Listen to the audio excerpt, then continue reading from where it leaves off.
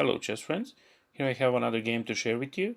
That's the game between the American Grandmasters, Gata Kamsky and Leinier Domínguez. They played this game in the Russian National League, and Kamsky was white, so he starts with d4 and knight f6, knight f3 and d5. So here we have symmetric position, and bishop to f4 and e6,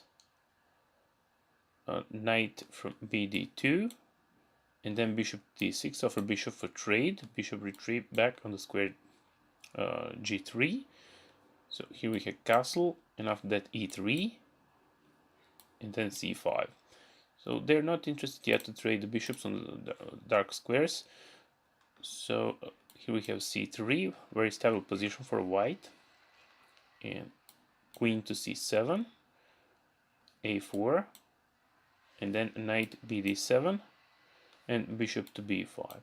White finished with the development, so he's ready to make the castle. So he'll probably make the castle on the king side.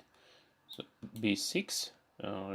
Black is opening the way for the bishop from c8 to go on b7, and then we have castle. Bishop takes on g3, h takes on g3, and then bishop to b7. a5 was played, and bishop to c6 offer bishop for trade.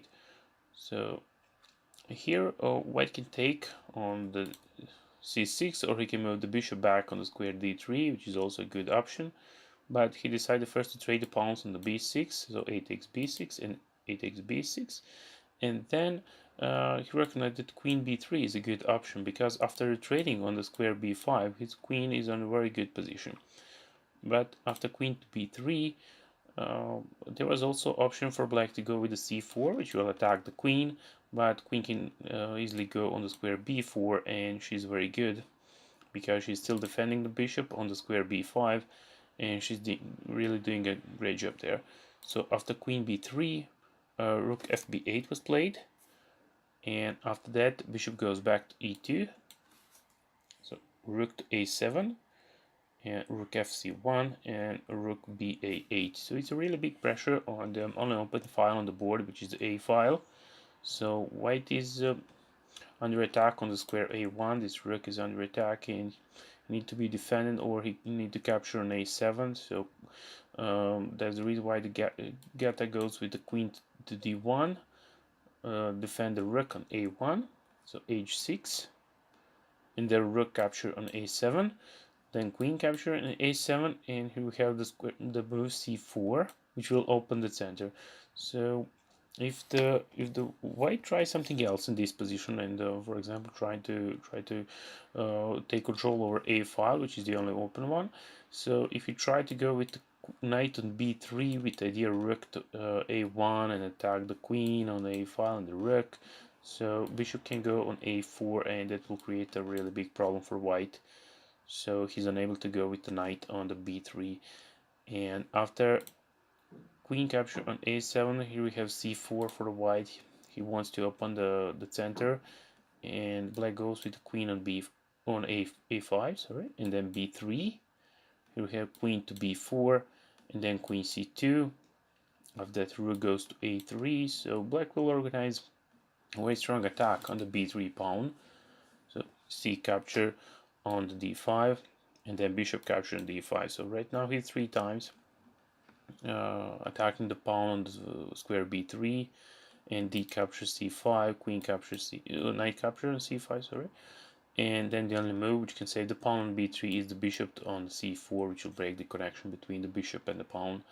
So if bishop capture on c4 and then queen capture on c4 for queens for trade, and then queen takes on c4, knight capture on the c4, which attacks the rook and attacks the pawn on the b6. So here we have an interesting position, because rook is under attack, and it looks that it's natural to capture on the square b3. So let's see what will happen after that. If the rook capture on the b3, then white can try this line with the knight on b6, but what will happen after that? If the rook capture on the b6, then white is unable to capture on the square c5 because it's forced mate after a few moves. So rook gives the check on b1. This king is under check, so if king goes to h2, then knight on g4 gives a check, king goes up to h7, and then knight f2 if king goes back, or if it's the same thing if king goes on the h4, then it will be a mate on square h1. So that's the reason why he cannot accept that line.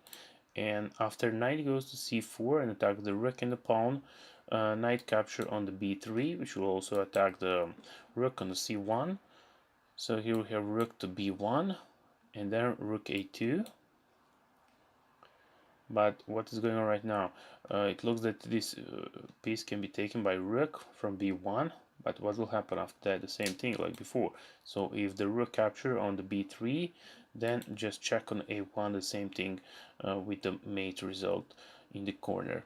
So after rook a2, knight fe5. Idea of that move is to control square g4. This one on g4, because right now black knight from f6 square is unable to go on g4.